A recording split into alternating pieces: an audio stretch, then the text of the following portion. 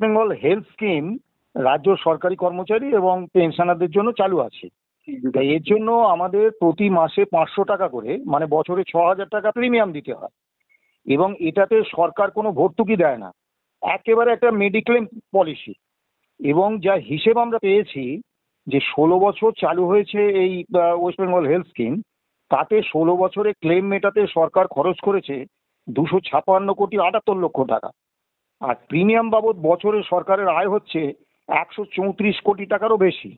তার মানে 2 বছরের প্রিমিয়ামের টাকা 16 বছরে যা খরচ করেছে তার থেকে বেশি। অর্থাৎ সরকার এখানে এক নয়া পয়সা বিনিয়োগ করছে না এবং রোজগার করছে এবং লাভজনক প্রকল্প এটা সরকারের। তাই এখানে আইএএসদের এবং আইপিএসদের তাদেরকে এই হেলথ স্কিমের অন্তর্ভুক্ত করা হয়েছে। এখন প্রশ্ন হচ্ছে, তারা কেন্দ্রীয় সার্ভিসের আমলা, তাদের তো সেন্ট্রাল গভর্নমেন্ট হেলথ স্কিম আছে, তো কেন তাদের এখানে আনা হবে? দ্বিতীয় বিষয় হচ্ছে, আমরা প্রতি মাসে 500 টাকা প্রিমিয়াম দিয়ে এই স্কিমের অন্তর্ভুক্ত হব, আর ওনারা কর্মরত অবস্থায় কোনো প্রিমিয়াম দেবেন না, বিনা পয়সা। অর্থাৎ আমাদের ক্লেমের টাকায় ওনাদেরকে এই সুবিধাটা সরকার দিচ্ছেন। এটা যদি সরকার, মানে শাসক দল যদি দলীয় তহবিল থেকে দিতেন আমাদের কিছু বলার ছিল না, কিন্তু সরকারি কোষাগার থেকে দিচ্ছেন এবং আমাদের প্রিমিয়ামের টাকায় দিচ্ছেন, সেটা আমাদের তীব্র আপত্তি। দ্বিতীয় বিষয় হচ্ছে যে যারা অবসরপ্রাপ্ত আইএএস বা আইপিএস, তাদের এককালীন 40,000 টাকা দিয়ে তারা এই প্রকল্পের অন্তর্ভুক্ত হতে পারেন এবং আজীবন থাকবেন। এখন প্রশ্ন হচ্ছে, 40,000 টাকা মানে 6,000 টাকা বছরে হলে প্রায় 7 বছরের প্রিমিয়াম হয় 42,000 টাকা। তার মানে ওই 6.5 বছরের প্রিমিয়াম তারা এককালীন দিয়ে সারা জীবন থাকবেন। আর আমাদের যারা রাজ্য সরকারি পেনশনার, তারা প্রতি বছর 6,000 টাকা করে দিয়ে যাবেন। এটা তো চলতে পারে না। এই জন্যে আমরা বলেছি যে আইএএস এবং আইপিএসদের এই স্কিম থেকে বাদ দিতে হবে। এটা গেল 1 নম্বর দিক। 2 নম্বর দিক হচ্ছে যে পশ্চিমবাংলার বাইরে কেরালা, তামিলনাড়ু, পাঞ্জাব, মহারাষ্ট্র, অন্ধ্রপ্রদেশ, দিল্লি, এইসব রাজ্যগুলো, তাদের যে সরকারি হেলথ স্কিম, তাতে কিন্তু সেখানকার শিক্ষক, শিক্ষাকর্মী এবং অন্যান্য যে কর্মী আছে যারা সরকারের এক্সচেকার থেকে বেতন পায়, তাদের প্রত্যেকের জন্যই হেলথ স্কিমটা চালু করেছেন। অথচ পশ্চিমবাংলায় চালু করছেন না। তা আমরা দাবি করেছি যে শিক্ষক, শিক্ষাকর্মী এবং অন্যান্য রাজ্য কর্মীদের জন্য এই প্রকল্পটা চালু করতে হবে। তারা কি দোষ করলো, কেন তাদের দেবেন না? আর অন্যান্য রাজ্য সরকার যখন দিচ্ছে। দ্বিতীয় বিষয় হচ্ছে যে এর যে রেট চার্ট, সেটা তৈরি হয়েছে 2009 সালে। একজন ডাক্তারের ফিজ হচ্ছে 250 টাকা। আপনি বলুন 250 টাকা দিয়ে এই বাজারে আপনি কোথায় ডাক্তার পাবেন?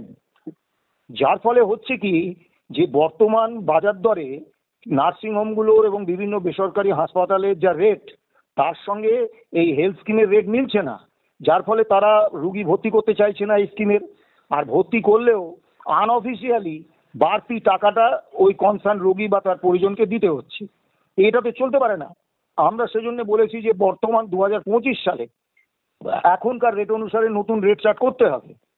সব থেকে বড় সমস্যা হচ্ছে যে এই হেলথ স্কিমের অন্তর্ভুক্ত যে সমস্ত হাসপাতাল, নার্সিংহোম রয়েছে বেসরকারি বা ডায়াগনস্টিক সেন্টার, তার 90% হচ্ছে কলকাতা এবং তার সংলগ্ন এলাকায়।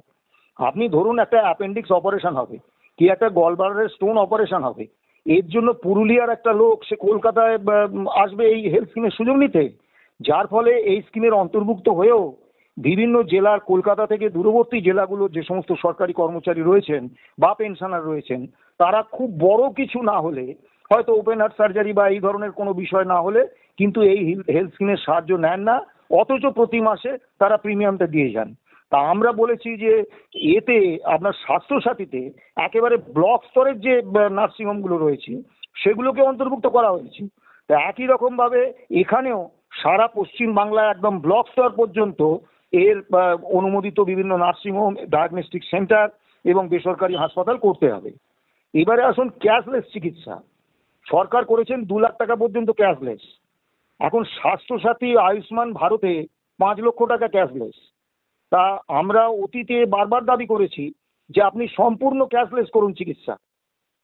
তা যদি করা সম্ভব নাই হয়, তাহলে অন্তত 5 লক্ষ টাকা ক্যাশলেস তো আপনাকে করতে হবে।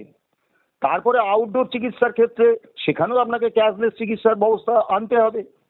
এবারে আরেকটি বিষয় হচ্ছে যে যারা বিশেষত রিটায়ার করে যান পেনশনার, তারা কিন্তু অনলাইনে ক্লেম সাবমিট করতে হয়। এবার এই অনলাইনে ক্লেম সাবমিট করার পরে সংশ্লিষ্ট ডিপার্টমেন্ট, তাদের যারা কাজের লোক আছে, তারা কিন্তু এদের ভয়ঙ্কর হয়রানি করে এবং এরা দিনের পর দিন অবসরপ্রাপ্ত অবস্থায় পুরনো দপ্তরে ঘোরেন, কিন্তু তার ক্লেম সেটেলমেন্ট হয় না। তা তিনি প্রতি বছরে 6,000 টাকা করে দিচ্ছেন, দিয়ে এই প্রিমিয়ামে এই স্কিমের অন্তর্ভুক্ত হয়েছেন। তাকে কিন্তু সরকার কোনো অনুদান বা কোনো অনুকম্পা প্রদর্শন করছে না। সে তার নিজের অধিকারে তার চিকিৎসা সংক্রান্ত ক্লেম সেটা পাবেন।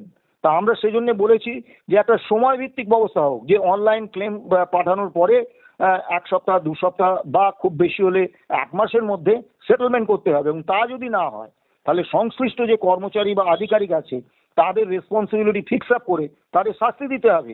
পেনশনাররা রিটায়ার করে গেছে বলে সরকার তাদের প্রতি কোনো রায় নেবেন না, এটা হতে পারে না।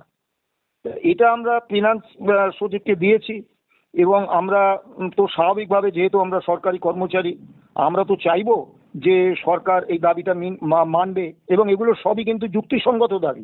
শ্যামলবাবু, এবং আপনাকে একটু থামাচ্ছি। আপনি দীর্ঘদিন সরকারি অফিসে খুব দায়িত্বশীল পদে, জয়েন্ট সেক্রেটারি পদেও কাজ করেছেন। আপনি তো জানেন সরকার ইচ্ছাকৃতভাবে নিজে বোবা এবং কালা থাকার চেষ্টা করে। মানে আলটিমেটলি এটা কোর্টে না গেলে আলটিমেটলি এই সলিউশনের দিকে আপনারা যেতে পারবেন না। অনেকগুলো দাবি কিরকম মানে নির্দয় সরকার। দেখুন, পশ্চিমবাংলার চিকিৎসা ব্যবস্থা এখন আপনাকে আর বলতে হবে না কোন জায়গায় চলে গেছে। আপনি যদি দক্ষিণের ট্রেনগুলো দেখেন, দেখবেন আমার আলটিমেটলি যেটা প্রশ্ন, আমি সেটা বুঝেছি, সেটা বলা দরকারই। মানে একটা ইচ্ছাকৃতভাবে বোবা কালা সেজে থাকা একটা সরকার, সে সরকারকে